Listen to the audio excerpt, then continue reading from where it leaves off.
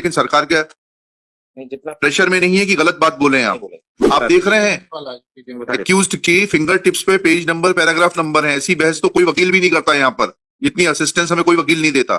Electronics sir, I M an engineer, electronics का from IIT Kharagpur. तो अगर हम बोलेंगे तो मेरे ऊपर एक और होगा कि that I have depots falls in this court. चलिए, बहुत अच्छी बात है।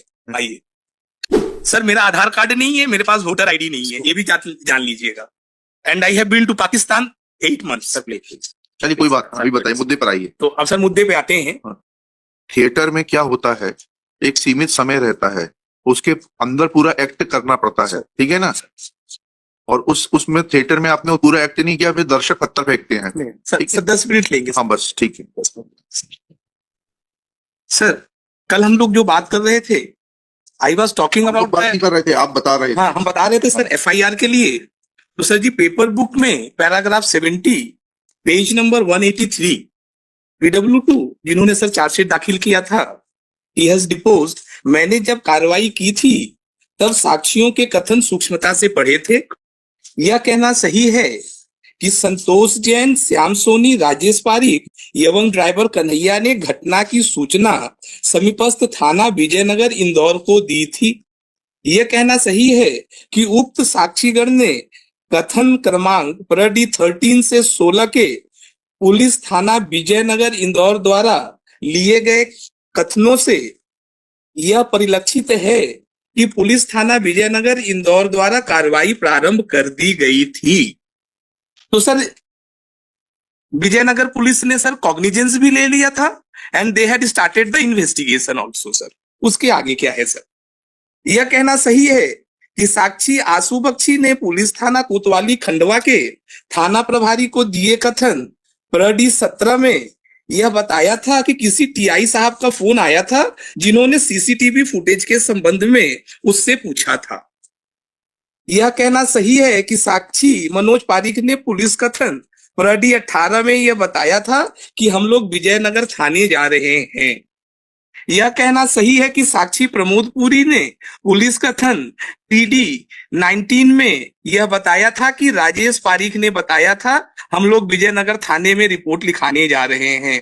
मैंने अनुसंधान के दौरान पुलिस थाना विजयनगर इंदौर से यह जानकारी प्राप्त नहीं की कि उन्होंने घटना के संबंध में प्रथम सूचना रिपोर्ट पंजीबद्ध की थी या नहीं। स्वतः कहा कि वरिष्ठ पुलिस अधिकारियों द्वारा घटना का अनुसंधान का पर्यवेक्षण किया जा रहा था, इसलिए मैंने पुलिस थाना विजयनगर से उक्त जानकारी प्राप्त नहीं। कल पढ़ दिया था आपने। हाँ, ये कहना गलत है कि घटना के संबंध में, हाँ ये नहीं पढ़ा था, यहाँ पे आपको रोका था।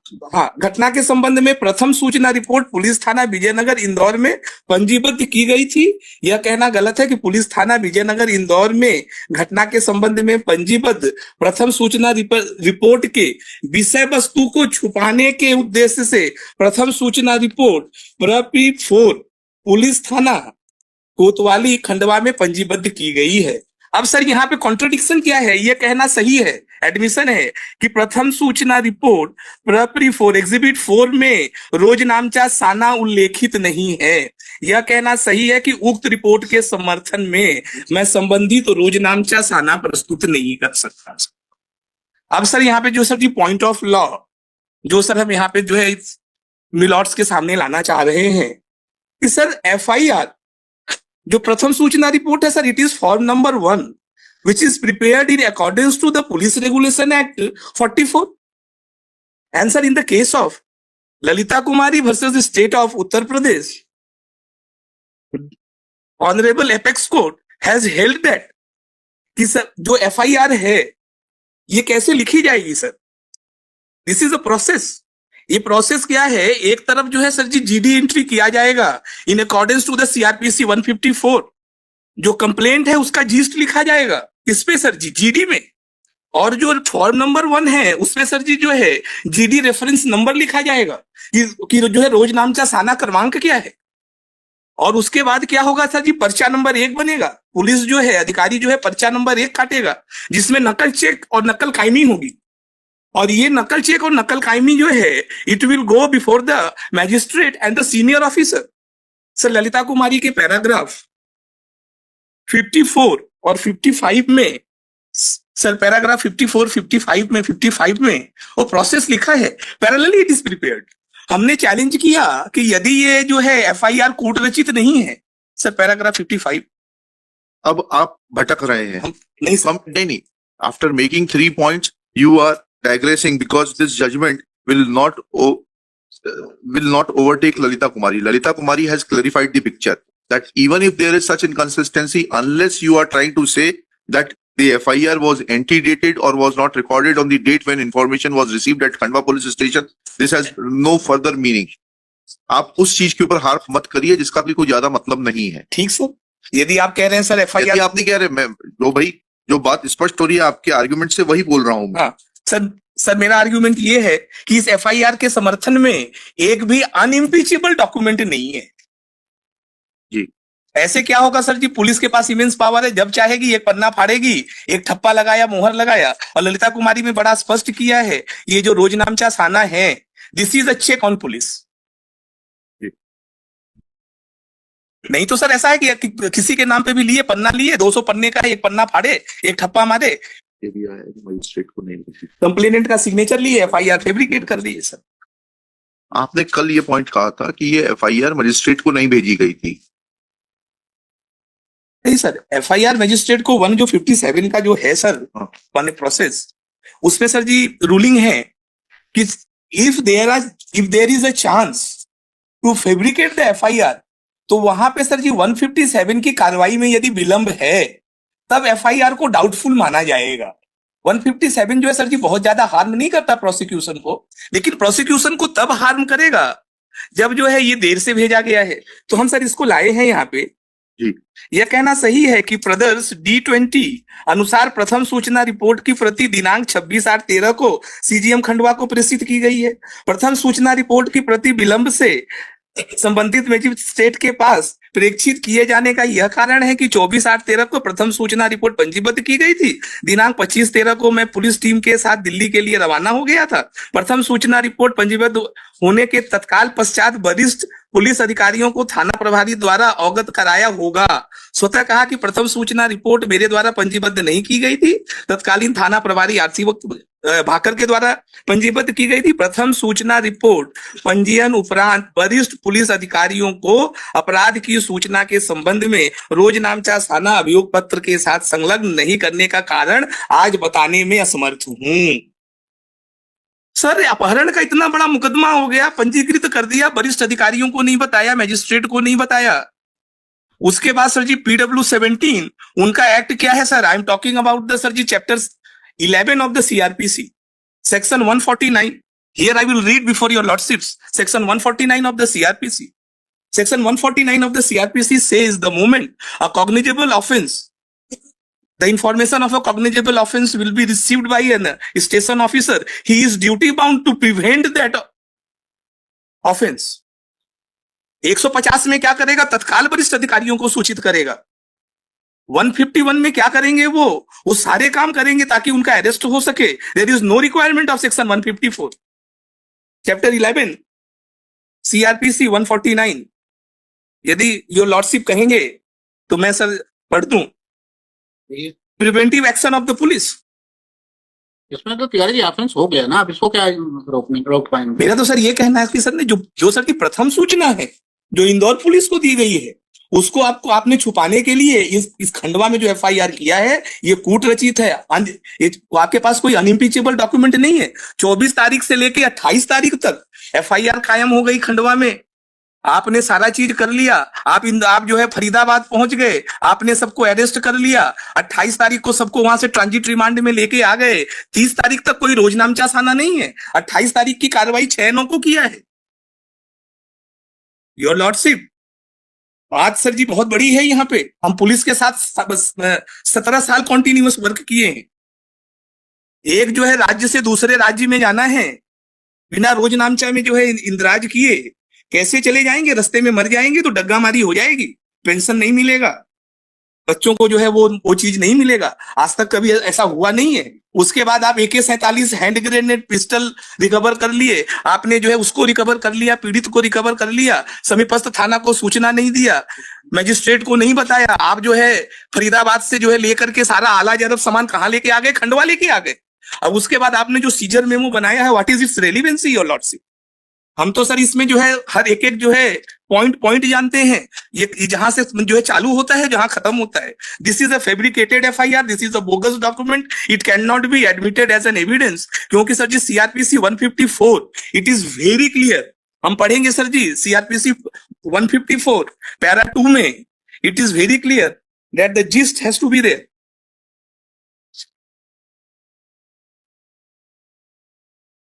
Information in cognizable cases. Every information related to the commission of a cognizable offence, if given orally to a police officer in charge of a police station, shall be reduced to writing by him under his discretion or be read or under his direction. Discretion नहीं, or under his direction. And every such information, whether given in writing or reduced to writing as foresaid, shall be signed by a person giving it, and the substance thereof shall be entered in a book to be kept by such officer in form as a state government may prescribe. It means the thing has to be prescribed in accordance to the Police Regulation Act 44. हम sir जी 154 का contradiction ही नहीं है, ये तो sir police regulation act 44 की बात है। आज तक सर जी पर्चा नंबर 1 में देखिए, पर्चा नंबर 1 की बात आती, नकल चेक नकल कायमी, केस डायरी आपके पास है, केस डायरी आप सर जी किसी केस की केस डायरी उठा लीजिए, पर्चा नंबर 1 जब बनेगा, PI साहब मेरे साथ आए हैं, पर्चा नंबर 1 में जो पहला चीज इंदराज किया जाता है वो नकल चेक, नकल कायमी। नकल चेक में क्या रहेगा सर? नकल चेक में सर जी जो GD एंट्री रहेगा और कायमी रहेगी, FIR बुक का नंबर रहेगा, GD एंट्री रेफरेंस रहेगा, उसके बिना पर्चा नंबर 1 बन नहीं सकता। इसीलिए साहब आप कहते हैं ना, मजिस्ट्रेट साहब कहते हैं कि केस डायरी लाइए, CD लाइए, so that their lordships can check whether this FIR has been fabricated or not.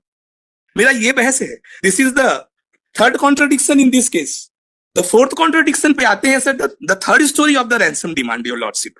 PW3 ये कहता है सर जी, PW1 ने, PW2 ने जो पहली कहानी थी सर याद दिला दें, कि धनंजय जो है अपहरण किया, फिरौती मांग रहा था। दूसरे में उसके भाई को जो है फोन किया गया, इंप्रूवमेंट था कि मेरे से फिरौती मांगी गई। अब तीसरा संतोष जैन, PW3 कह रहा है कि मैंने राजीव जैन के नंबर पे 2 बार फोन किया। अगर आप कहें तो सर पढ़ दें पैरा 8 और PW3 पढ़िए।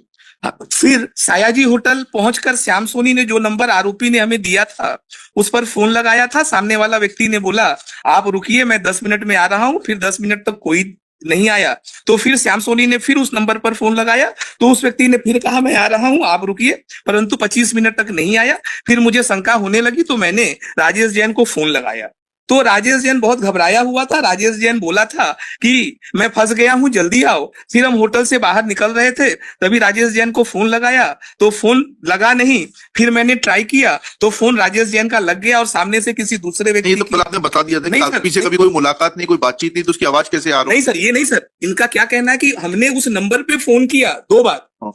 राजेश जैन ने पहला फोन रिसीव किया, भाई मैं फंस गया हूं, जल्दी आओ, और फोन कट गया। और दूसरे फोन पे क्या हुआ, किसी व्यक्ति ने उठाया। राजेश जैन का फोन सर आरोपियों के पास है, तो किसी आरोपी ने उठाया और वो क्या बोला, जो बोला वो संतोष जो है समझ नहीं पाया। उसने अपना फोन जो है श्याम सोनी को दे दिया, तो श्याम सोनी ने बताया कि सामने वाले ने कहा कि इसका अपहरण कर लिया है और फिरौती 5 करोड़ चाहिए वरना गंभीर परिणाम होगा सर। यहाँ पे तो सर जी प्राइमा फेसी मेट आउट हो गया 364A का। अब सर जी क्या है कि क्या, अब सर यहाँ पे it is pertinent to see whether the second phone call जो एलेज किया गया है, क्या उसको जो है PW1 ने रिसीव किया है। तो sir in his cross examination PW1 is silent about the second phone call. वो पहले फोन को कोरबोरेट कर रहा कि आया, जिसमें मैंने कहा कि भाई मैं फंस गया हूं, जल्दी आओ। श्याम सोनी एग्जामिन हुए हैं क्या? हाँ हुए हैं सर, हमारे PW5 उसमें भी आ रहे हैं सर। उन्होंने क्या कहा? उन्होंने ये कहा, उन्होंने सर इनको कॉन्ट्राडिक्ट कर दिया सर, ये फॉल्स एविडेंस। आप पढ़िए ना श्याम सोनी का। श्याम सोनी ने क्या कहा? PW5 ये भी सर पैरा 8 में ही शायद वो कह रहे हैं, para 8 ji, page number 121 your lordship. फिर मैं राजेश पारीक और हाँ, पहुंचा वहां, मैंने 2 बार आरोपी द्वारा दिए गए फोन नंबर पे फोन लगाया, तो उसने कहा कि हम थोड़ी देर से बुलाते हैं। थोड़ी देर बाद फोन बंद करने लगा तो हमें शंका होने लगी, तो संतोष जैन ने राजेश जैन को फोन लगाया, तो राजेश जैन का फोन बंद आया। फिर राजेश पारीख ने आरोपी के मोबाइल पर फोन लगाया तो आरोपी का फोन भी बंद आया। फिर थोड़ी देर बाद संतोष जैन ने राजेश जैन के फोन पर फोन लगाया तो राजेश जैन का फोन लग गया, तो राजेश जैन ने घबराहट भरी आवाज में कहा कि मैं फंस गया हूं। इसके बाद की बात संतोष जैन के समझ में नहीं आई, तो उन्होंने अपना मोबाइल मुझे दे दिया और कहा कि श्याम सुन ले। मैंने फोन पर बात की तो वहां से आवाज आई कि राजेश जैन का किडनैप कर लिया है, वह 5 करोड़ की फिरौती चाहिए। तो श्याम सोनी क्या कह रहा है सर? श्याम सोनी तो कह रहा है उसने पहले फोन पे ही सब सुन लिया। नहीं, अब क्रॉस एग्जामिनेशन में क्या पूछा? अब क्रॉस एग्जामिनेशन में sir he is a false evidence. यहाँ पे सर क्या हुआ सर, द मोमेंट सर यहाँ पे क्या करता है सर जी Shyam Soni, he has deposed contra to his statement of 161। फिर सर वही बात आएगी that the prosecution has not challenged him and has not confronted him with his statement. He was not declared hostile. He was not declared hostile. का बयान कहाँ है श्याम सोनी का? श्याम सोनी का सर जी हम सर आ रहे हैं ना इसको, सर हमने वहीं पे कर दिया है, हमने इसको क्रॉस किया है। ये सर जी पैरा 22 127 में आ जाइए। सर हमने कहा कि हम सर जो है ट्रुथ के इंजन में काम कर रहे थे, हमने जो है श्याम सोनी को उनका प्रायर टेस्टिमनी दिखाया कि साहब इसी केस में इससे पहले हुए ट्रायल में आपने कहा कि पहली बार फोन कट गया और दूसरे फोन पे मैंने सुना कि राजेश जैन का अपहरण कर लिया है, फिरौती चाहिए। कहीं आप भूल गए हैं गलती? उनको अपना जो है मिस्टेक एडमिट करना चाहिए, बोलते नहीं हमने तो जो है नहीं, हमने तो पहले फोन पे ही सुना। सर ये है, यह सही है कि मेरे पूर्व में भी न्यायालय, सर पेज नंबर 127 पैरा 122, यह सही है कि मेरे पूर्व में भी न्यायालय में बयान हुए थे। मैंने अपने बयान D1 के चरण क्रमांक 5 में ऐसा बताया था कि राजेश की घबराहट भरी आवाज आई और उसने कहा मैं फंस गया है। मैंने ऐसा भी बताया था कि संतोष ने कहा कि श्याम से बात करो, तब वहां से फिरौती की मांग की आवाज आई। यदि मेरे कथन के चरण क्रमांक 8 में ऐसा नहीं लिखा है तो मैं कारण नहीं बता सकता। मैंने उस समय यह देखा था कि संतोष ने राजेश जैन के नंबर पे ही फोन लगाया था। मुझे ध्यान नहीं है कि स्क्रीन पे राजेश जैन का नाम लिखा आ रहा था या नहीं आ रहा था। यह सही है कि किसी अन्य के, सर जी ये कहना है मेरा कि आप जो है अपने प्रायर टेस्टिमनी को कंट्राडिक्ट कर दिए। PW5 प्रोसिक्यूशन आपको जो हॉस्टाइल डिक्लेयर नहीं कर रहे हैं 154 में, तो आपका जो है सर जी जो है 161 का जो है स्टेटमेंट भी गया और ये तो नई कहानी हो गई। प्रोसिक्यूशन स्टोरी ही प्रोसिक्यूशन ने डेमोलिश कर दिया। और उसके बाद जब हम आपको सच्चाई दिखा रहे हैं, प्रायर टेस्टिमनी दिखा रहे हैं कि साहब आपने तो जो है इससे पहले जो है ये बोला, तो आप अपना मिस्टेक भी एडमिट नहीं कर रहे हैं। आप कह रहे हैं कि नहीं फर्म जो मैंने कहा वो सही है। तो सर जी इस स्टेज पे PW1 क्या कह रहा है, it is very important. Sir ji paragraph 54 में PW1 का एडमिशन है कि न तो राजेश, न तो संतोष जैन आया, न तो संतोष जैन का दूसरा फोन आया। Paragraph 54 PW1 your lordship, page number 66 जी। यह कहना सही है कि मैंने अपने साथी संतोष जैन को बता दिया था कि मैं फंस गया हूं, आप आ जाओ। न संतोष आया, न संतोष का फोन आया। स्वतः कहा कि इसलिए नहीं आया कि मैंने लोकेशन नहीं बताया था, क्योंकि आरोपी ने फोन छीन लिया था, इसलिए मैं नहीं कह सकता कि पुनः संतोष का फोन आया था कि नहीं आया। और आरोपी गण ने मुझे से मेरे घर का नंबर ले लिया था। मुझे याद नहीं है कि आरोपी गण ने संतोष से बात की थी या नहीं। यह कहना गलत है कि जब घटना के संबंध में विशेष तथ्य ध्यान में लाया जाता है तो मेरी याददाश्त चली जाती है। योर लॉर्डशिप, PW1 ने इनसर्टिनिटी कहा है, यह कहना सही है। दिस इज एडमिशन कि ना तो संतोष आया, ना तो संतोष जैन का दूसरा फोन आया। उसके बाद तो लिपअप होती है। हाँ सर, अब सर आगे 3 सर जी there are 3 different story of ransom demands, they are all demolished. अब सर जी हमने जो है this is not the end, हमने PW22 को चैलेंज किया, जो सर कल आपने बहुत रेलिवेंट बात बोली थी। What about the CDR? हमने कहा सर जी इतना कॉन्ट्राडिक्शन है विवेचक साहब से, और आपका सारा एलिगेशन फोन के द्वारा ही किया गया है और फोन पे ही अपहरण का जो है मांगा गया, फिरौती मांगा गया। तो भैया CDR क्यों नहीं आपने किया? तो सर जी उनका जवाब क्या है, PW22 गलत कह देने से कैसे काम होगा mister Manas Mani? Hello. Where is the CDR? merely saying that गलत है सही है ऐसा थोड़ा ना होगा. He is a police officer, he will have to bring on record कि क्या एग्जिबिट है, क्या आर्टिकल है, क्या सर्टिफिकेट है 65B का मैं बता रहा हूँ. है. सीडीआर है. प्लीज. अच्छा बताइएगा कौन सी है, बताइए. स्टेटमेंट में ही आया. अरे वकील साहब स्टेटमेंट में नहीं, मैं एग्जिबिट पूछ रहा हूँ. एक्टिवेट नहीं है. तो एग्जिबिट के बगैर सीडीआर का क्या मतलब है? नहीं, स्टेटमेंट में भी नहीं है सीडीआर. स्टेटमेंट पढ़ के पहले स्टेटमेंट पढ़ दीजिए. Statement- सीडीआर है. विजयनगर थाने का जो विजयनगर थाने की बात ही नहीं हो रही. विजयनगर थाना is nowhere in picture now. Vijayanagar थाने की कोई एफआईआर आपने प्रस्तुत नहीं की है. विजयनगर थाने ने से ऐसी कोई जांच नहीं हुई है. CDR is not in. तो फिर ऐसे गलत जवाब क्यों देते हैं? आपका your first requirement is that you should be fair to the case and to the court. आप सरकार के मुलाजिम हैं, तनख्वाह प्राप्त करते हैं, लेकिन सरकार के जितना प्रेशर में नहीं है कि गलत बात बोले आप. बताइए कहाँ है सीडीआर? सर इनका कंक्लूड हो जाए तो मैं बता देता हूँ पूरा एक साथ. आपको तैयारी है अगर तो बताइए. हम बीच में सवाल पूछने के लिए एंटाइटल्ड नहीं है ऐसा बता दीजिए, या तो आप बिल्कुल साहब. सर मैं पढ़ देता हूँ. रुक जाइए. आप ये आप बताइए, इनको कुछ मालूम नहीं है. Sir there is 3 judgment my lord. हैं? 3 जजमेंट है इसमें. 3 जजमेंट मैं है. देख के बता दे रहा हूँ. तो आपको देख के क्या है फिर? आप सिर्फ यहाँ पर सिर्फ क्या कॉन्ट्रडिक्ट करने के लिए आते हैं? तैयारी का मतलब यह है मैं बता दे रहा हूँ. आप देख रहे हैं बता दे रहा हूँ. एक्यूज्ड के फिंगर टिप्स पे पेज नंबर पैराग्राफ नंबर है. ऐसी बहस तो कोई वकील भी नहीं करता यहाँ पर. इतनी असिस्टेंस हमें कोई वकील नहीं देता.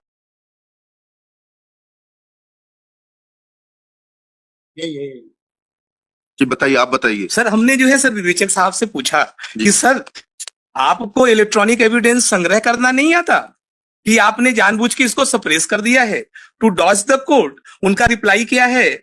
यह कहना गलत है. स्वतः कहा कि मैं विशेषज्ञ नहीं हूं. वरिष्ठ अधिकारियों के बताए अनुसार व प्राप्त निर्देश अनुसार मेरे द्वारा विवेचना की कार्रवाई की गई.